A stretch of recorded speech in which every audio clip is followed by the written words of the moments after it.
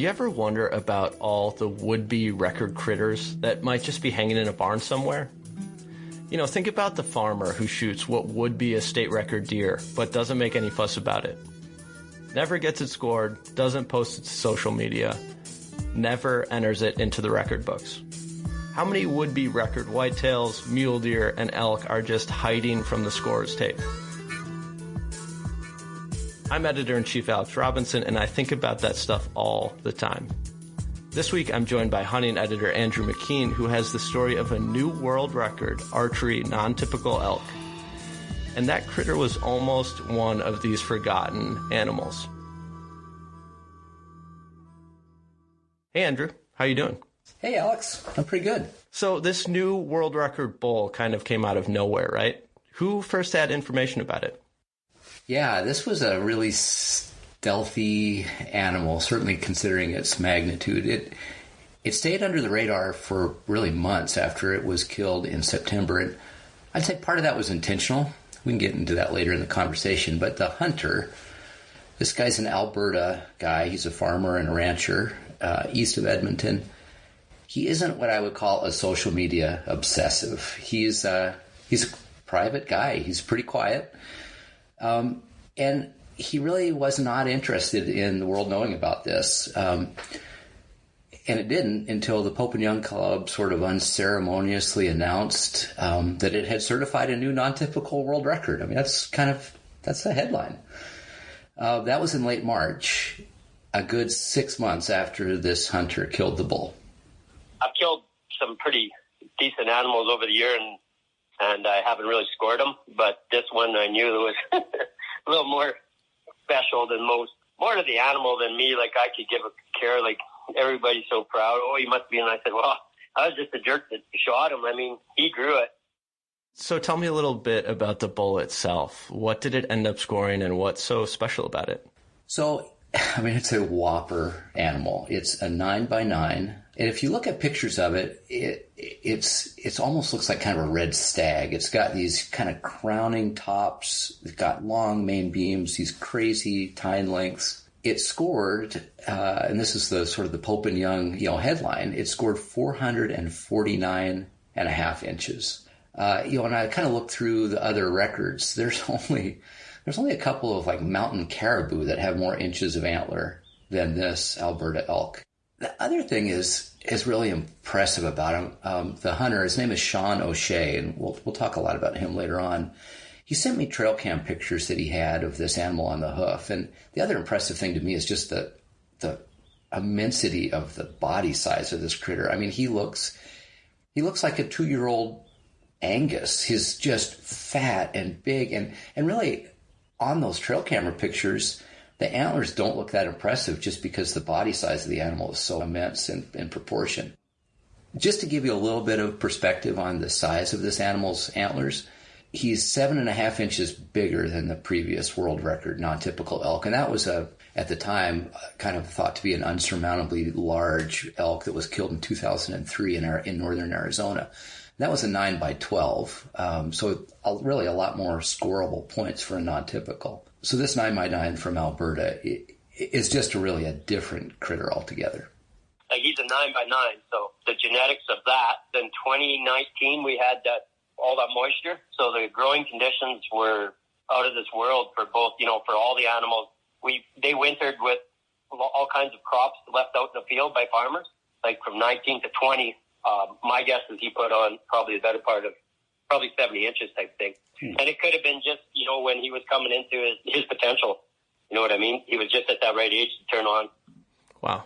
Yeah. So Alberta, tell me more about where this bull was killed, and what is that country like? Well, besides Sean himself, the hunter, this to me is the really special part of the story. We're used to thinking about these outsized animals being products of kind of management's philosophies, whether it might be a area with limited hunting or it's managed with special permits. Some of those places will be familiar to anybody who follows kind of these trophy stories. The White Mountains of Arizona, Apache Indian reservation with pretty limited hunting. Utah has got a number of really has produced a number of outsized animals that are kind of a product of special hunting regulations. Those are very limited draw areas. This did not have any of those things. It came from a general tag unit in Alberta's farm country. It's a really interesting place, especially if you kind of think about elk in general. You may have heard that, elk, Lewis and Clark saw elk across the prairie when they were coming up the Missouri River. And they've always been defined as kind of grassland animals, that like kind of broken country. The fact that they're now kind of defined or identified with like the Rocky Mountains and big backcountry mountainous areas is really because we pushed them there. But traditionally they're prairie critters. And this area in Alberta is just that. It's kind of rolling hills. It's got a lot of grain, wheat and barley and alfalfa. And then it's got these stringers of timber that come out into that farm country. So it's got a lot of great edge habitat. Honestly, it looks a lot more like whitetail country than elk country. Probably less than 200 miles from the Saskatchewan border, where another outsized animal that you may be familiar with, the Hansen buck, it's the world record typical whitetail, was killed. So kind of similar to that, bunches of brush in the middle of grain. Yeah, I wanted to ask you about that, actually. You have reported on a handful of these record-breaking animals before. The Hansen buck, which you mentioned. But also more recently, you wrote a story about the world record typical archery bull, which was killed in Montana in 2016. But you've also covered the spider bull, which was taken on like more of an exclusive guided hunt in Utah in 2008. So thinking about all these record animals that you've covered over your career and the hunters who shot them, are there any lines of comparison that you can draw to this hunter, Sean, and how does his bull stand out? Oh, man. We don't have enough time for this conversation. But, actually one of the funny and kind of interesting things about this Alberta bull is what it's going to be called. You just mentioned the spider bull, and we've got the Hansen buck and these animals that are they're singular, not only in dimension, but also in name. Like we kind of now have a nickname for them. I'm curious to see what this bull from Alberta is going to be. Is it going to be the O'Shea bull? I think it would drive Sean O'Shea crazy because of his modesty. But yeah, you mentioned these other outsized sort of record class animals, and I would say the current typical world record elk, this is just a gigantic Montana bull that was killed in kind of conditions that are similar to this one. It was killed in southeastern Montana, and it was killed by a Montana guy who's since become a good friend of mine, Steve Felix, who was hunting in an area a lot like Sean O'Shea's area, just a grasslandy area that probably held elk historically, but hasn't for years, and they're coming back. Just a workaday guy who killed a big bull. The spider bull, on the other hand, is a categorically different kind of critter. That was, we mentioned Utah, which manages for these special permit areas, and that was one, I'm just going to give you the dimensions, 478 inches of antler on this gigantic, non-typical bull that is the standing world record elk, regardless of means. So he's killed with a rifle, but he was killed by this guy, Denny Osted, who is an industrialist, lives in Idaho, and has been a fixture on the kind of the big game auction circuit, and bought for hundreds of thousands of dollars, at least tens of thousands of dollars, this tag to hunt on the Monroe unit in Utah, and had a whole army of outfitters and guides really scouring the countryside looking for a trophy caliber bull, and then found this just remarkable bull that we now call the spider bull. But that's really a whole different deal. This was I would call it kind of a transactional hunt. The guides and outfitters found him. Denny came down and killed him.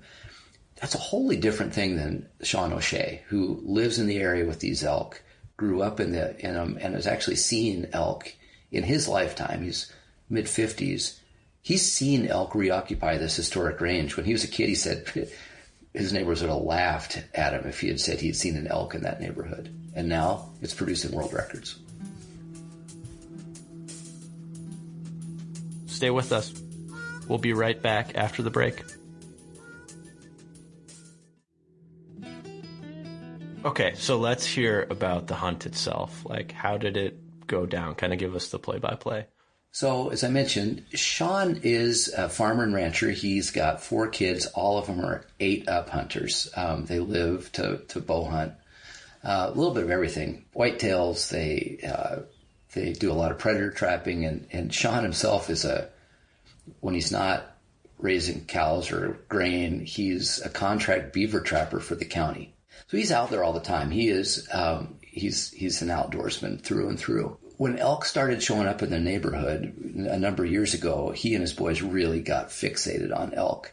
His boys shoot newer bows, but Sean's got this old Matthews that he shoots a few arrows every day. And one of the questions that I always have when I ask about the hunt themselves is, what are you capable of in terms of, are you one of these guys who's going to shoot elk or deer off the next ridge over, anything? He's like, I'm a 30-yard bow hunter, and anything beyond that, I just don't really trust myself. So I throw that out for perspective, that this is a guy who's really relying on his knowledge of the area and his kind of field skills, woodcraft, to get close to animals. They had actually heard about this big bull for a couple of years, but it wasn't until this year or this past year that this elk just grew to immensity. For Sean, who shot a lot of big animals in his lifetime, it was kind of all or nothing. He's like, boys, we're going to go after this bull.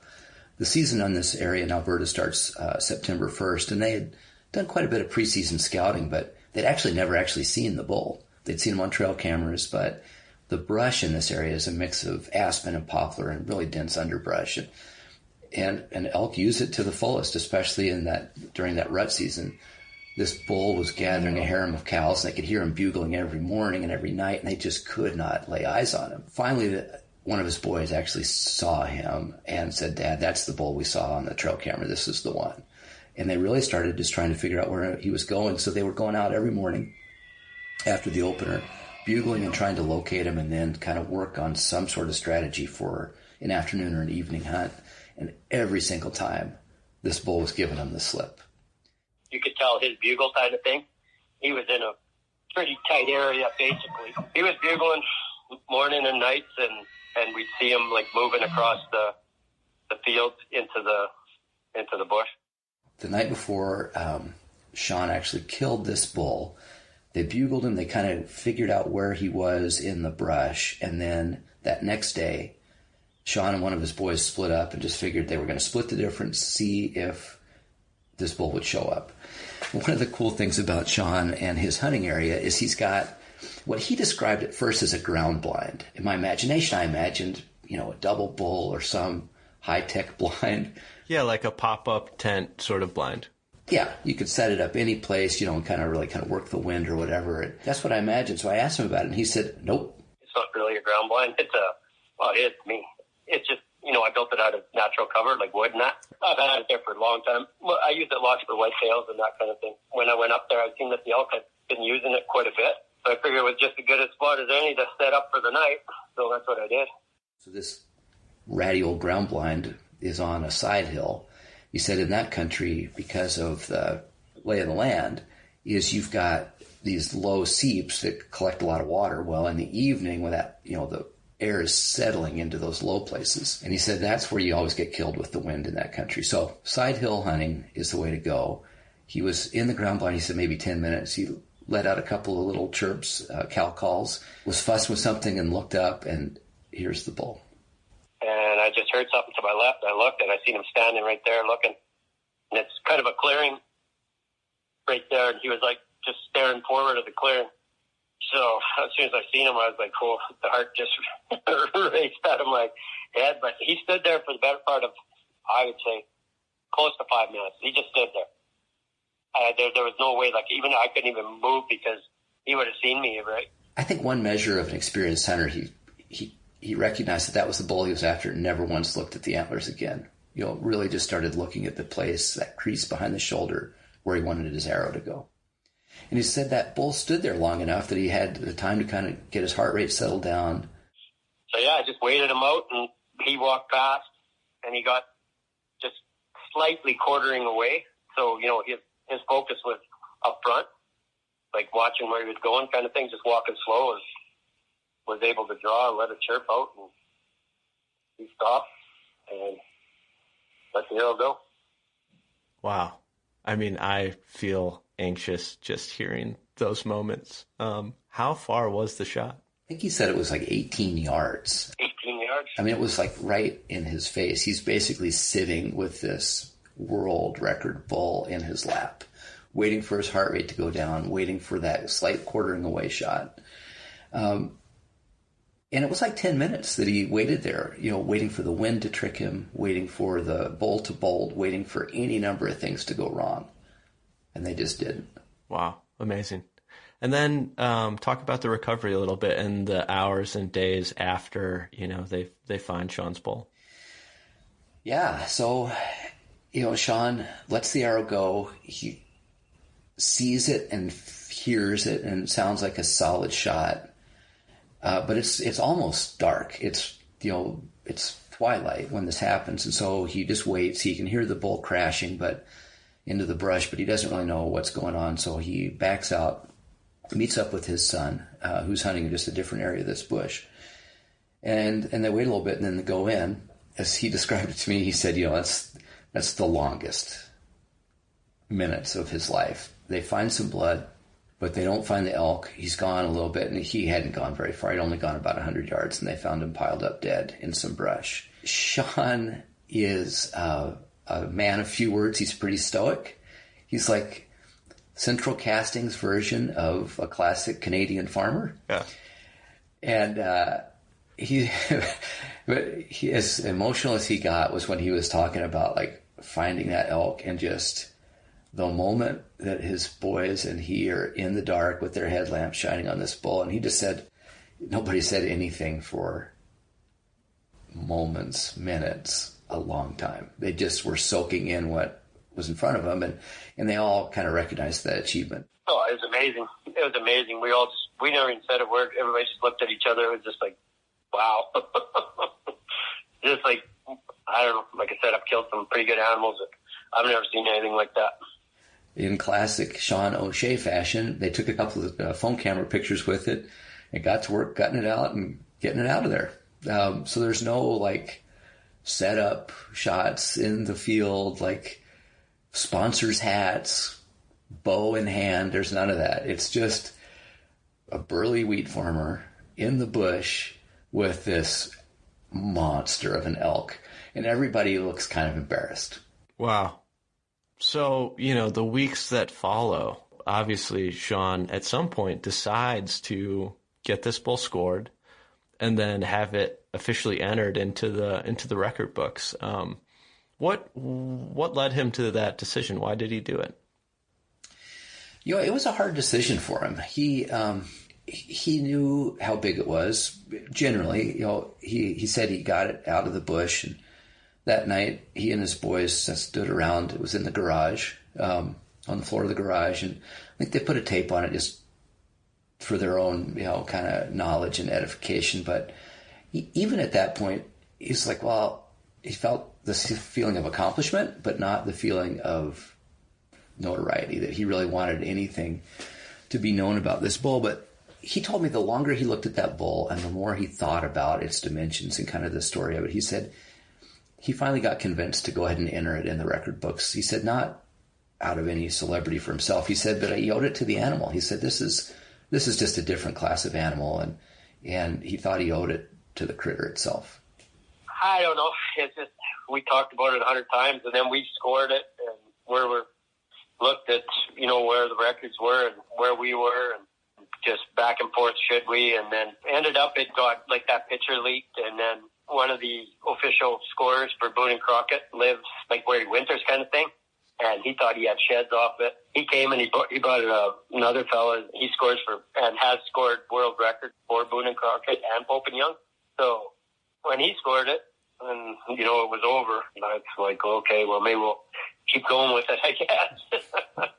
I had the option then to either enter it or not. I wanted to get it scored by somebody that knew what they were doing, which we did. And then to enter it or not was the next decision. To me, I entered it for the animal and kind of regret that I did, but too late now. Yeah, I mean, obviously the reservation or the reason to not do it is because all the notoriety that this animal brings to the area And, he has a great hunting set up there with his boys, and he wants to keep that. I mean, is that a real fear? Like, could that really happen? Does a record animal truly bring like additional hunting pressure or potential outfitters to an area, to a region? I think it could. And that's Sean's great worry. Sean is absolutely uninterested in the economics of record class hunting. For him, it's something that he does and is quietly serious about. But I think he's aware that this is an area that's got a lot of private land. It's got limited access. And now it's on the, kind of the bullseye of record class elk hunters. And so he's genuinely worried that outfitters could come in and start leasing up land, including some of the land that he hunts, that he's always hunted since he was a kid, that neighbors own. But, neighbors hunt on him, he hunts on his neighbors. It's kind of that old time way of sharing the resource that he's got a lot to lose. And that's really what he's worried about. Why they got to put the exact locations and all that is still beyond me, but I guess that's the rules. If you want to get it scored, you got to play by the rules. Yeah. I mean, I can just tell from talking to you about this story that when you talk about Sean and how the hunt played out, like, you really love this story. Like, I can tell just the look on your face of you talking about it. Why do you like this? Why do you like this this story so much? And, what about it kind of compared to what we imagine, kind of trophy class elk hunting or trophy class hunting in the West? Talk about that a little bit.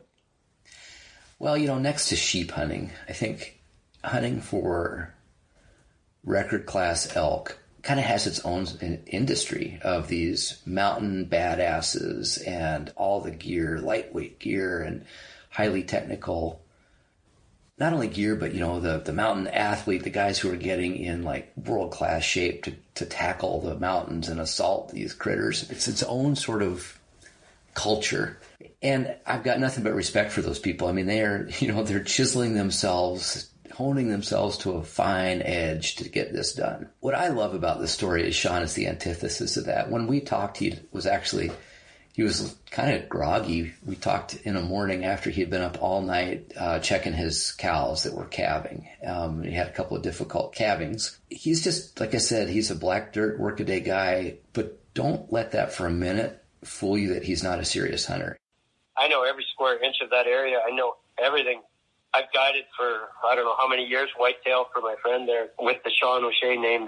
When I guided for them, like we usually get my guys some pretty good gear. And they always called me Shamrock. They said I was just, it was luck. And I'm like, but I probably hunt and think about hunting probably 100 times more than anybody I know. Like all my friends kind of hunt, but they're just seasonal hunters. I hunt all the time.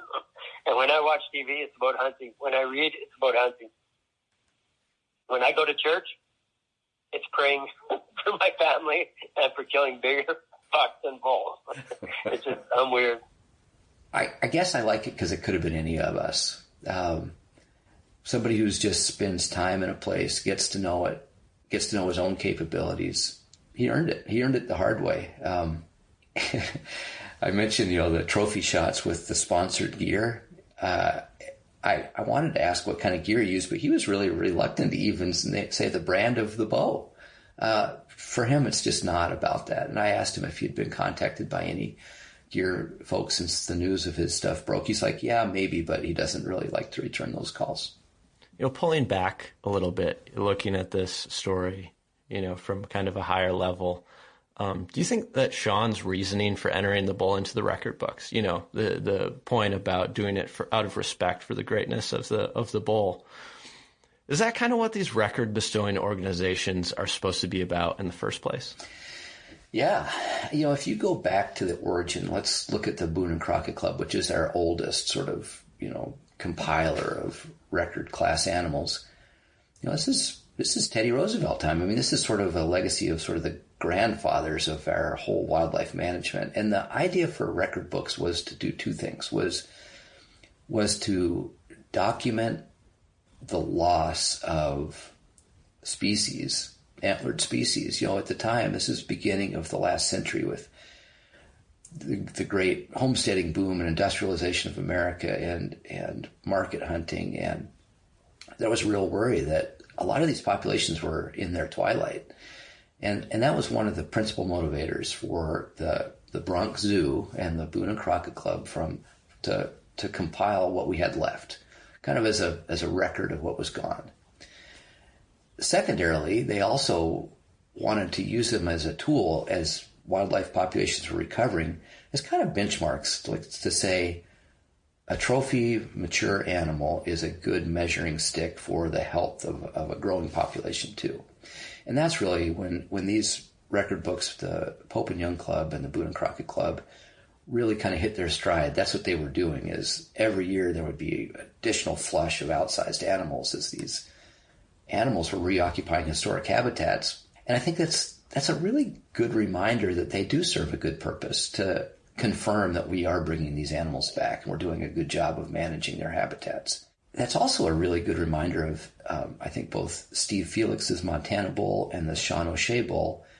These are products of a reoccupied landscape when it comes to elk. They're great habitat, great grass space, great space for these animals to spread out, and then not a lot of hunting pressure, so they can get old. So I do think that Sean's commitment or his decision to enter this is the right one, because it's a good reminder that good habitat creates great animals. And so I applaud him. The one question I have is the one that you raised at the very beginning of this program, and that is, how many record class animals don't get entered? It's an unanswerable question, but it's kind of a fun one to ask and think about. Yeah, I mean, that is a fun question. Here's one that's almost more intriguing. Is there another record bull out there? I don't know. Honestly, I don't know. There's definitely a potential to be one there. I wouldn't want to print it because then I'll have every Tom, Dick, and Harry. It doesn't matter. They're going to be there anyway. Yeah. I would probably guess there is, yeah. Like I said, there's some smaller ones that I've seen with more points than they should have.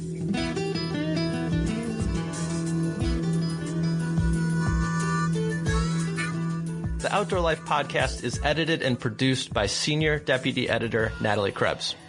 It's hosted by me, Editor-in-Chief Alex Robinson. Reporting in this episode is by our hunting editor, Andrew McKean. Music in the episode is by David Koskenmaki through APM Music.